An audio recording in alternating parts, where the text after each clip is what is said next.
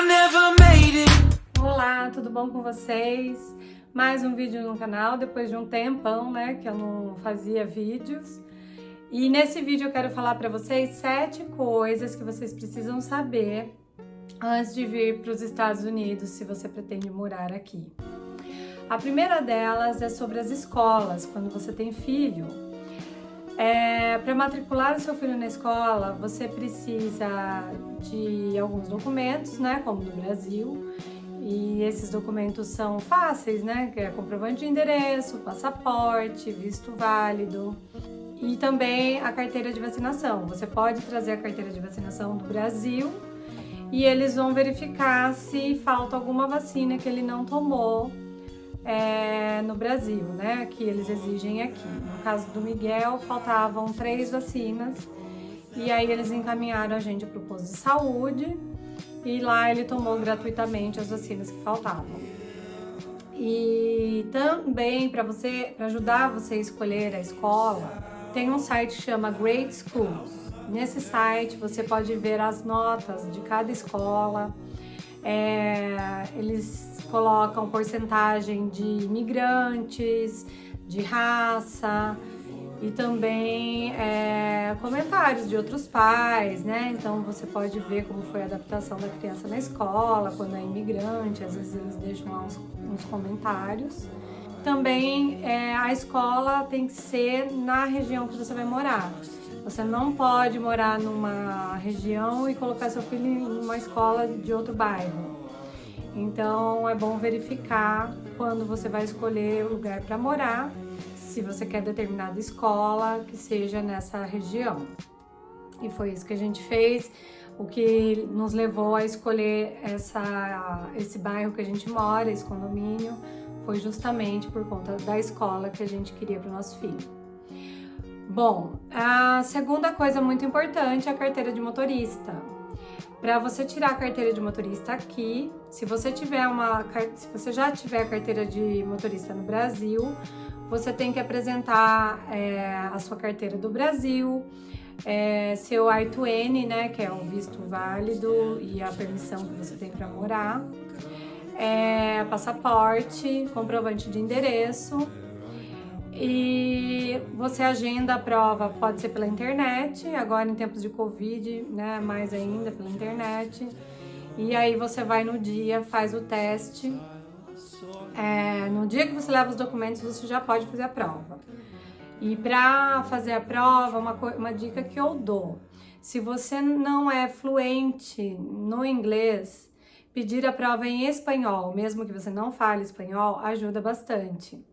Porque você pedindo a prova em espanhol, você pode mudar no meio da prova para o inglês. Então, se você tem dúvida em alguma palavra, você pode pôr no inglês. Ou se você prefere fazer no inglês, você pode pôr no espanhol, né? Só que para isso a prova tem que ser em espanhol. Você não pode escolher a prova em inglês e consultar em espanhol, não tem essa opção. Então, por isso é legal você pedir em espanhol, que daí se você tem alguma dúvida, você pode consultar em inglês. No meu caso, eu fiz a prova toda em inglês, mas eu escolhi a opção de espanhol. Quando eu tinha dúvida em alguma palavra do inglês, eu consultava em espanhol. Então, isso me ajudou bastante. E para você estudar, você tem um manual que disponibilizam, né, da Flórida gratuitamente. E tem também um manual em espanhol. Eu li tanto o inglês como o espanhol. Isso me ajudou bastante. E no mesmo dia, você pode fazer a prova teste de direção, né? Nesse caso, o orientador vai do seu lado e vai falando para você o que você tem que fazer, passando os comandos todos em inglês. Então é importante que você saiba pelo menos um pouco de inglês para fazer tudo certo, né? Do jeito que ele quer. E uma amiga minha fez a prova agora em tempos de Covid, então mudou um pouco esse sistema. Então eles não vão dentro do carro com você, eles vão seguindo no carro atrás e passando as orientações por um walkie-talkie. Ela foi, né, seguindo as instruções e pediu para que eles falassem também devagar, para que ela não... porque no walkie-talkie fica mais difícil ainda entender, né? Então falando devagar fica mais fácil. e deu tudo certo, ela também passou.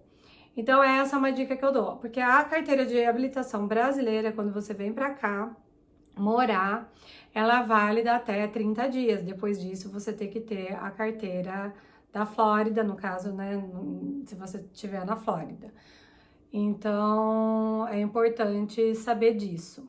O teste, ele é feito tudo touchscreen, no computador lá mesmo, né, no prédio do DMV. São 50 questões, se você acertar 40, você já passa, né, no caso, você pode errar no máximo 11 questões.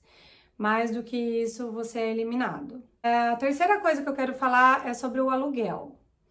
Quando você muda para os Estados Unidos e você vai alugar como migrante, né, uma casa ou um apartamento, normalmente eles pedem 2 aluguéis adiantados. Então você vai pagar um mês de aluguel que você vai usar e mais um mês. Esse mês adicional, no final do seu contrato de aluguel, no mínimo 12 meses, eles fazem, até você pode encontrar lugares que fazem 6 meses, mas normalmente o valor do aluguel vai ser mais caro do que se você pegar de 12 meses. Então, no final dos 12 meses, eles devolvem para você esse valor do depósito, que eles chamam de depósito de segurança, que você fez no início. É importante saber também que você tem que ir na administradora de luz e água, né, que é tudo junto, a conta da sua cidade. Você também tem que pagar 2 depósitos para iniciar o contrato com eles. E também, se você voltar para o Brasil, devolvem para você o valor que você pagou adicional também, quando você cancela o contrato. O que mais que eu acho importante falar sobre o aluguel? Normalmente, quando você aluga, né, uma casa, um apartamento, tem tudo na cozinha e na lavanderia. Tem alguns apartamentos que não tem a lavanderia, daí você que tem que comprar a máquina, né, de lavar e de secar. No meu caso, tem geladeira, fogão, não tinha micro-ondas, eu tive que comprar um micro-ondas e tem máquina de lavar. E tem lavar prato, né? E também tem a máquina de lavar roupa e a máquina de secar. Então, tudo depende do lugar que você vai alugar. Tem que ver se já tá no aluguel tudo isso que eu citei, porque é um gasto a menos que você vai ter, né? E assim, aqui no condomínio que eu moro, qualquer serviço adicional, vamos supor, teve um problema na máquina, na geladeira, ou teve um problema, sei lá, uma luz queimada, é o condomínio que troca, eu não preciso pagar nada, toda a manutenção que precisa ser feita é o condomínio que faz, eu não tenho que pagar absolutamente nada. A conta de água, luz e gás, né, tá tudo junto, então, normalmente, num apartamento do tamanho do meu, no verão a gente gasta em torno de 250 dólares de água, luz e gás. Esse valor varia, né? Porque se a gente usar bastante o ar-condicionado, vai gastar mais. Agora que começou a esfriar um pouco o tempo, a gente não liga tanto o ar-condicionado, já deu uma diferença de 45 dólares na conta. Mas mesmo assim, a gente ainda tem ligado o ar-condicionado de vez em quando. Para dormir, ainda a gente tem que ligar. Então, eu acho que a hora que começar o frio, essa conta diminui ainda mais. Eu não me lembro ano passado quanto que a gente gastava, mas eu acho que diminui até uns 180, se eu não me engano. Bom, outra coisa que você deve saber, parcelamento de compras. Aqui nos Estados Unidos você não parcela a compra, é tudo à vista. Então, para a gente mobiliar a casa, a gente precisou pagar tudo à vista. No caso, quando você consegue, né, que o meu marido ele estudou tal, e depois ele começou a trabalhar. Então, quando ele começou a trabalhar, ele teve o Social Security Number, que seria uma carteira de trabalho, vamos colocar assim. E quando você tem o social, aí você consegue parcelar algumas coisas, como carro, por exemplo, a Apple, que a gente compra celular, a gente consegue parcelar.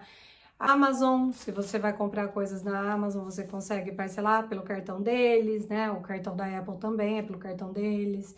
Então, quando você tem esse social, você consegue parcelar algumas coisas. Aí a vida vai ficando mais fácil um pouco, né? O custo de vida aqui nos Estados Unidos é alto.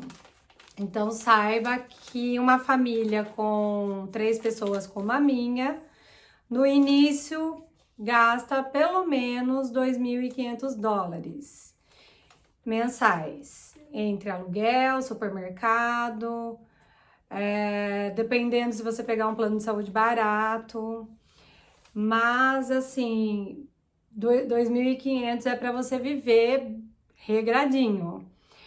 Depois, com o tempo, né, com o social, trabalhando, aí as coisas ficam mais fáceis, você acaba melhorando seu padrão de vida, né? Mas no começo a gente tem que segurar as contas, porque aqui é tudo muito caro. Assim, na questão da sobrevivência, né? A questão de comprar eletrodoméstico, eletrônico, roupa, brinquedo, isso é bem mais barato que no Brasil. Mas se você ganha em dólar, né? Então, o custo de vida de supermercado é alto. Você vai gastar em torno de $600 a $700 mensais para viver bem, né? E um casal normalmente vai gastar em torno de $400, $500 por aí. Outra coisa que você tem que saber: tenha um plano de saúde antes de vir para cá. Porque, gente, se você precisar de hospital, ou se você precisar fazer exame, você paga, você deixa um fígado para pagar. Teve um momento que a gente venceu o nosso contrato do plano de saúde e a gente ia para o Brasil. Então, a gente falou, não vamos renovar porque foi coisa de 1 mês e meio, assim, né? A gente falou, tipo, eu não tinha precisado de médico até então. Fazia 1 ano e 4 meses que eu morava aqui. Eu nunca precisei de médico quando eu tava com plano de saúde. E aconteceu de eu precisar justo quando terminou o plano de saúde, a gente ia pro Brasil ficar quase, né, 1 mês e meio. Então a gente não renovou e eu fui no médico. Gente, eu gastei para fazer um exame de urina, uma consulta, $700. Não foi brincadeira. Então, por isso, se você precisa de médico aqui e não tem plano de saúde, você está lascado. Então, faça um plano de saúde, não é barato. O Neto fez um plano de saúde para ele separado, que a faculdade exigia, né, que fosse um plano de saúde lá, que eles indicassem, então ele não era muito barato, mas era em torno, acho que, de $900 por 6 meses. E o meu e o do Miguel era em torno de $220 todo mês, né, mensal. Então, vale a pena você ter o plano de saúde. E assim, mesmo pagando $220, quando eu tinha médico, às vezes eu tinha que pagar $100 de médico, uma coparticipação, porque o meu plano não era o melhor. Depois que o Neto começou a trabalhar aqui no estado, o plano é o melhor que tem. E aí a minha coparticipação quando eu vou no médico é só $20, né? Bom, a 7ª e última coisa que eu quero falar para vocês, um plano odontológico é sempre bom aqui também, porque também é muito caro se você precisar de dentista. Bom, eu acho que eu falei os pontos principais, né, que você precisa saber para morar aqui nos Estados Unidos e ter planejado isso na ponta do lápis. Claro, gente, mesmo planejando acontece de as coisas não saírem como a gente espera, né? Mas é bom você estar ciente do que você vai enfrentar, do custo de vida, de como as coisas funcionam aqui.